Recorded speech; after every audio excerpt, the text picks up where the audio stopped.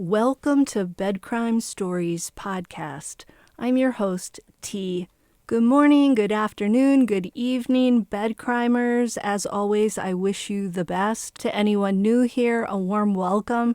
Thank you for checking out my channel. Let me just ask that after listening to or watching this video, if you learned something or enjoyed it, please do me a favor and smash that like button. Now, let's dig in. Hello, bed crimers. I hope you guys are all well. Hope you had a great Memorial Day weekend. But now it's time to jump back into true crime, so here we go. Once Bryan Kohberger was arrested for the crime that took the lives of Ethan Chapin, Xana Kernodle, Kaylee Gonsalves, and Maddie Mogan, and we learned about his studies of criminology, and particularly those under Dr. Catherine Ramsland of DeSales University, speculation set off like wildfire. It revolved around whether the alleged perpetrator took lessons from serialist Dennis Rader, aka BTK. Dr. Ramsland wrote a biography of Rader with Rader's help and input. As that discussion took root, most of us failed to see that the crime in Moscow, Idaho,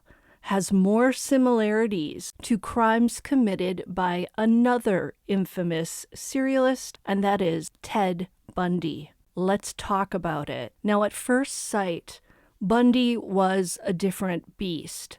Let's get those pieces out of the way first, then we can discuss the similarities. On a purely superficial level, Bundy was handsome and charismatic. I'm not saying Coburger is unattractive, but he doesn't have Bundy's charisma, nor does he have Bundy's dimpled, natural smile. I've only seen 2 photos so far of Coburger smiling enough to see his teeth, and in both, his smile seems forced. But Bundy and Coburger do share the same eye color, blue. However, people who knew Bundy say that those blue eyes could turn black in an instant when his mood shifted. By the way, Bundy was 5 feet 10 inches tall and fairly slender. Coburger appears to be about 5 feet 11 inches, and of course we all know that he's quite thin. He lost more than 100 pounds in high school, and he's very careful about his weight as a vegan. But Bundy got down to 140 pounds in 1977 while awaiting trial in the Glenwood Springs, Colorado jail. Now, he did this deliberately. On the night of December 30th, 1977, a time during the holidays when fewer staff were at the jail, and after dropping 20 to 25 pounds through intentional starvation, and also after secretly sawing a hole in the ceiling of his cell, Bundy stood on a stack of books, lifted himself up into that hole, and crawled through pipes and electrical wiring into the apartment of one of the jailers who wasn't home. Bundy put on some of the jailer's civilian clothing and strolled right out the front door without incident. In the days before the escape, Bundy set the scene by refusing to eat breakfast and pretending to be asleep in his bed each morning. On the night of the escape, he stacked books in his bed under the blankets so that the jailers would assume he was simply sleeping again the next morning. By the way, this was actually Bundy's second escape from jail in 1977. During his first escape in June of that same year, Bundy jumped out of a window in the Pitkin County Courthouse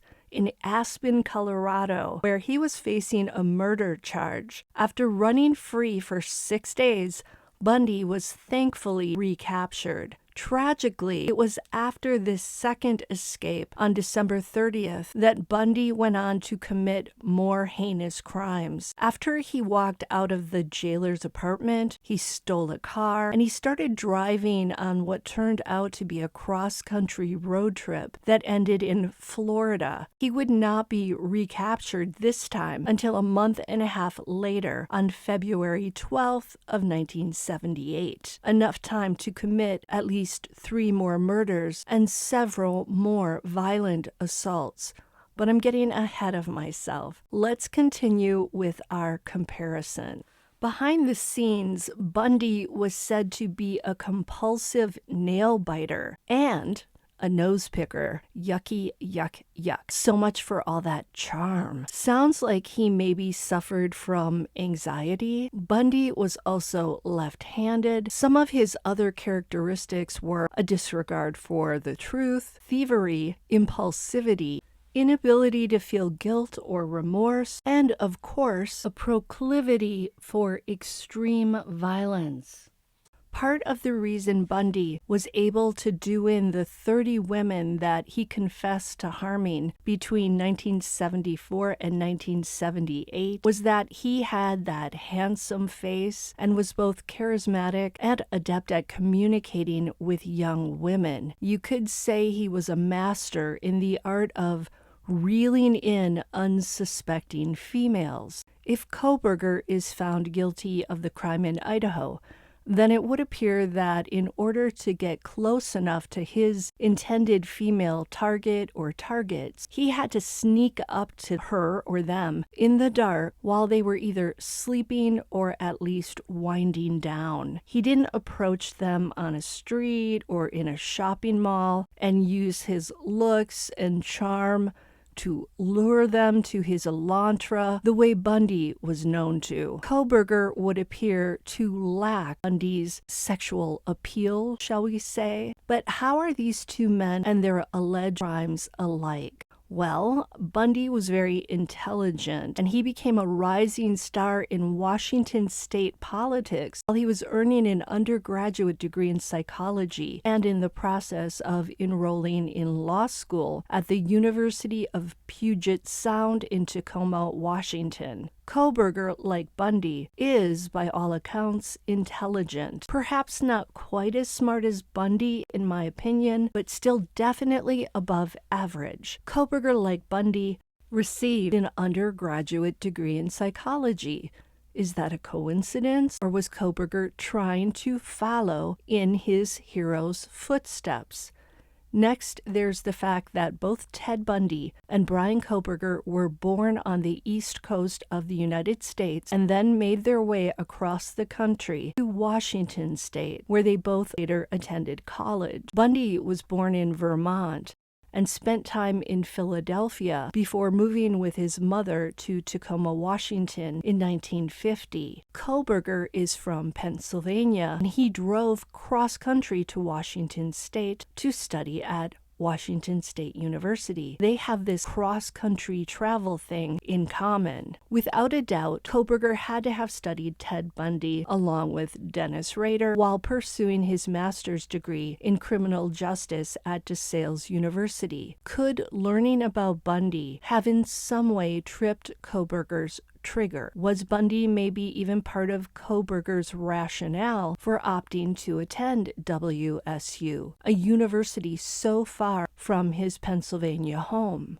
Let's assume Kohberger is guilty of the crime in Idaho, or an aspiring criminal full of rage against young females. Someone like Ted Bundy would be like a rock star. That's so sick to say, because in reality, Bundy was a sadistic monster. But if you're someone like Bundy, who maybe suffers from antisocial personality disorder and who fantasizes about harming young females, then Bundy would be almost like a god.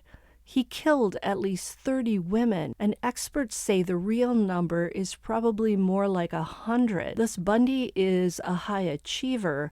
As a serialist, Bundy has been classified as a power/control killer. The same is true of whoever committed the crime in Moscow, Idaho. That crime was all about power and control. That's why the perpetrator attacked so early in the morning, in the dark, with a sharp object. All of this gave him all the power over the victims. But Bundy also displayed sexual depravity. Killer in Idaho did not essay the victims, although there have been rumors that he used sharp object, possibly to jab at one of the females' lower regions. Could that have been his version of sexual depravity. Bundy's reign of terror is believed to have begun in 1974. That's when his first crime on record anyway occurred. On January 4th of 74 in Tacoma, Washington, Bundy snuck into the basement bedroom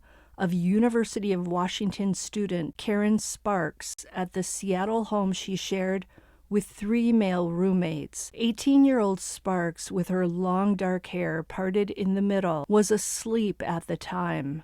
Sound familiar? The then 27-year-old Bundy beat her before using a metal object to SA her.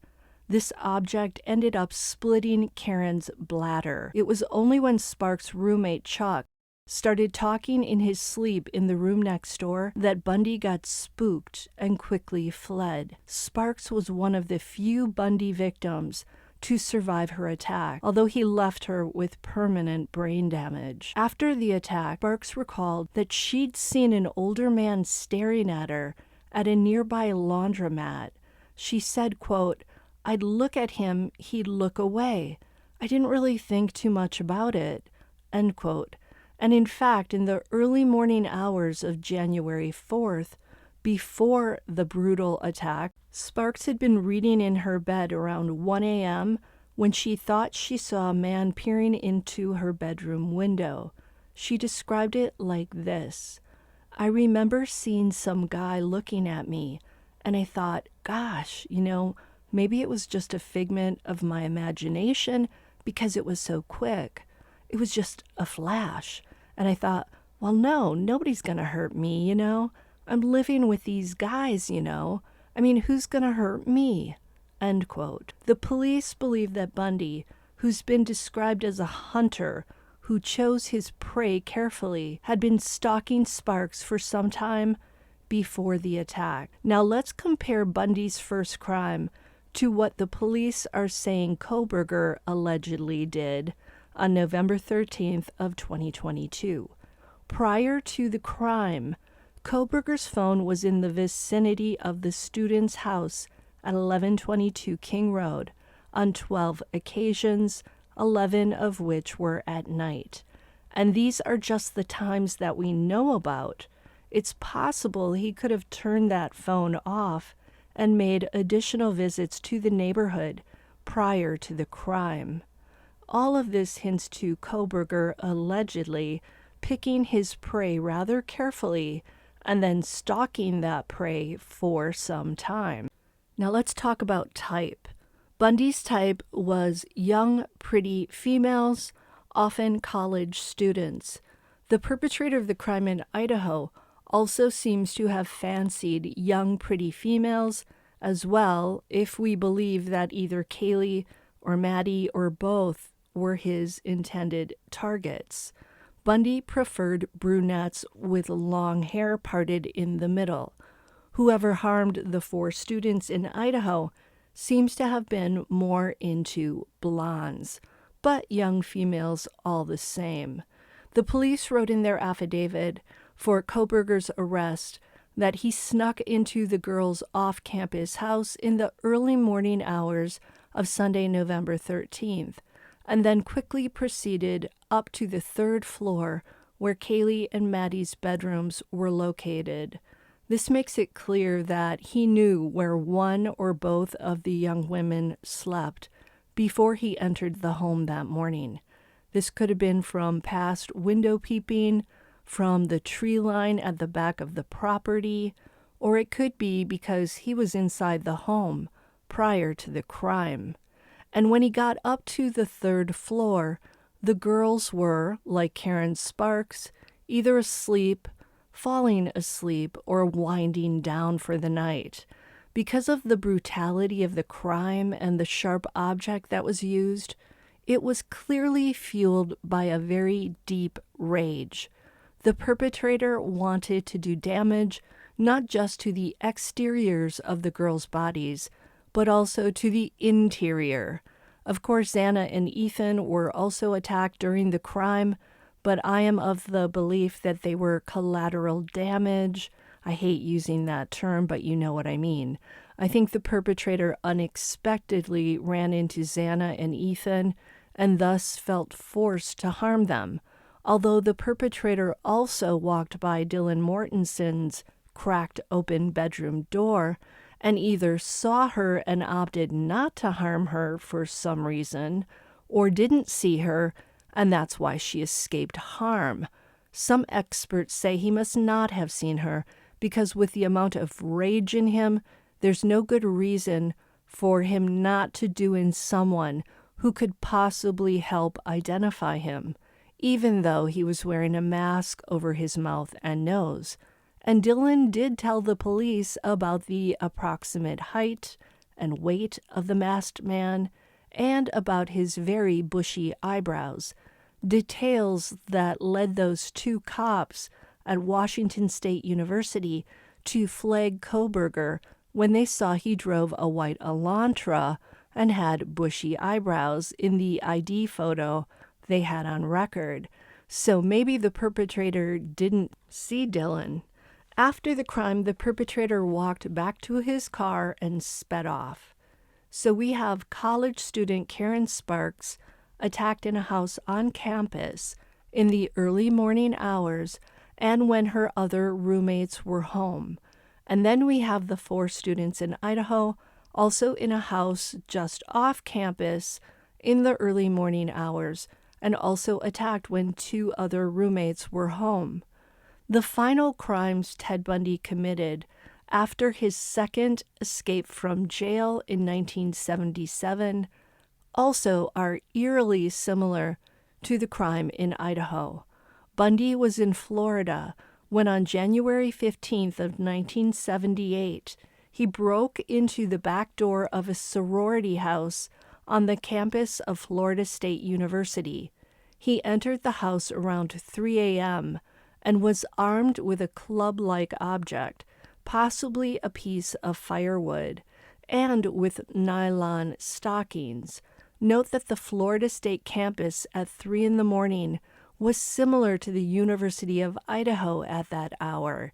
It was not unusual to see students walking across campus at that hour because they felt safe. Bundy first attacked 21-year-old Margaret Bowman and 20-year-old Lisa Levy with both the wood club and the nylons. Tragically, both Margaret and Lisa died. So Bauman and Levy were within the same age range as Kaylee, Maddie, Ethan, and Xana. And although the weapons used differ, Bundy used the wood club and the nylons, and the perpetrator in Moscow used a sharp object.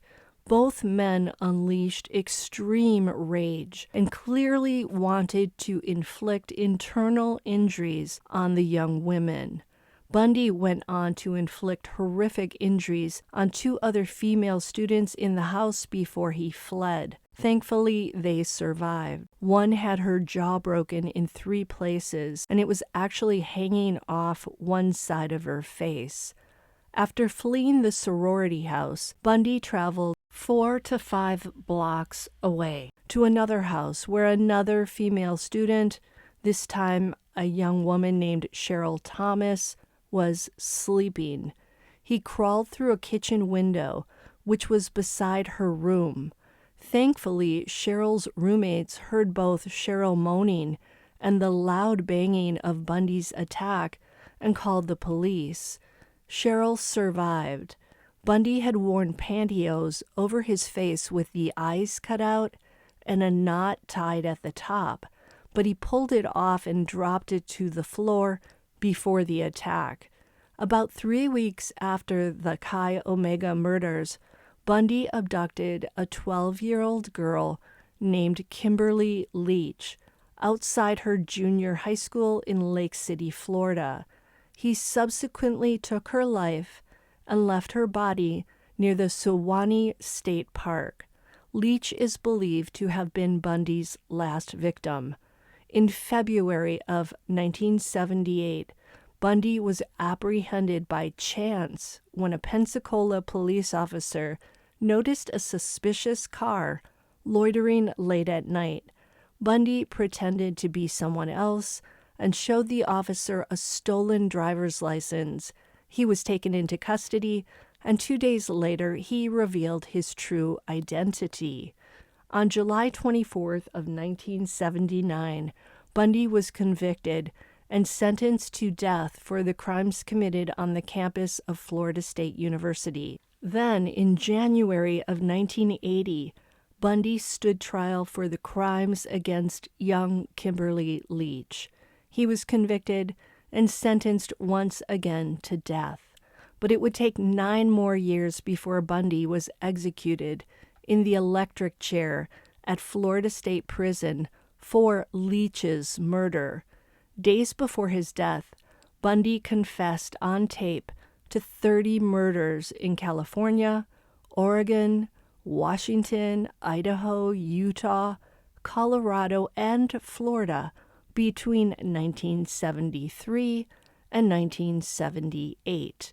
But as I said earlier, the authorities suspect he may have killed as many as 100 human beings. 2 of the victims' families from the crime in Moscow, Idaho, Kaylee Gonsalves's family and Maddie Mogan's, have expressed their hope that whoever took their daughters' lives will receive the death penalty.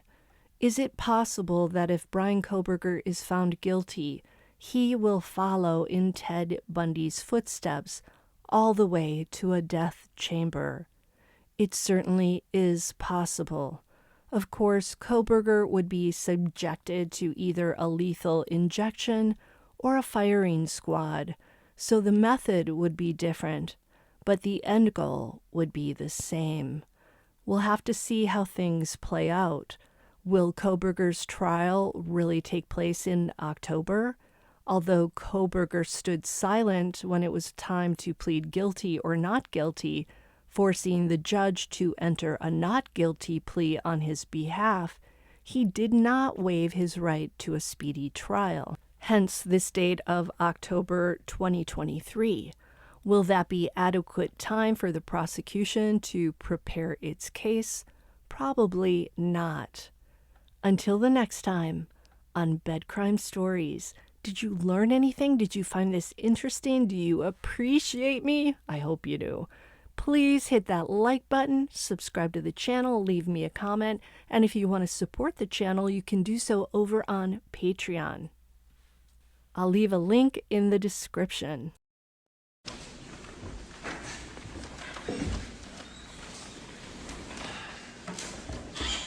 Please state your full name for the record.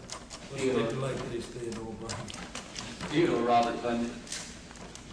Directing your attention to the early morning of August 15th, 1975, after you'd been stopped by Trooper Hayward, approximately what time of day? Did we establish that it was really the 16th, or did we? That date? Judge, there's a discrepancy in the report. Well, it's either the 15th or the 16th. Is there any question about that? That's not All right. right. As long as we're not hung with one on one day and one on another, that's the only thing the court was worried about. We're talking about one single incident, either August the 15th or August the 16th. Is that correct, gentlemen? That's correct. All right. Proceed on. About what time was It was early in the morning, approximately 2 o'clock. it? After you had been stopped, did Officer Hayward say anything to you? Well, after the stop had occurred, I exited my car, and the officer, Hayward, had left his car and approached me, and the first thing he said to me was, "Why didn't you get out of your car and run? I could have taken your head off," or words to those effect. Words to that effect. Did he ask you for your driver's license and registration? He did. I think he asked me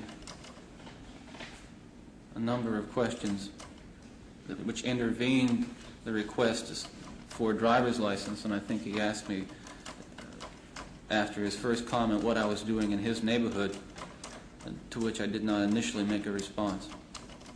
And then he asked me for my driver's license, which I got from the inside of my car. Did you produce a driver's license? Yes. Produce a registration? Yes.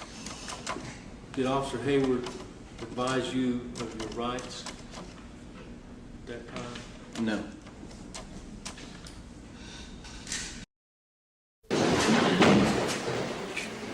Please be seated. Court will come to order.